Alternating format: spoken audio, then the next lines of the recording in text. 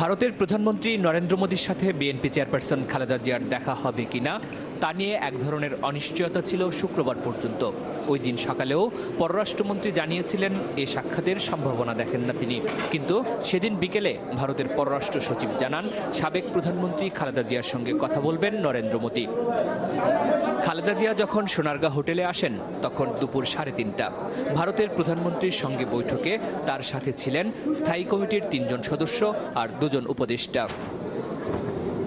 নরেন্দ্র মোদীর সঙ্গে ছিলেন পররাষ্ট্র সচিব জয়শঙ্কর আর ঢাকায় ভারতীয় হাই কমিশনার। বাংলাদেশ সফরে আসায় বিএনপির পক্ষ থেকে নরেন্দ্র মোদীকে ধন্যবাদ জানান খালেদা জিয়া।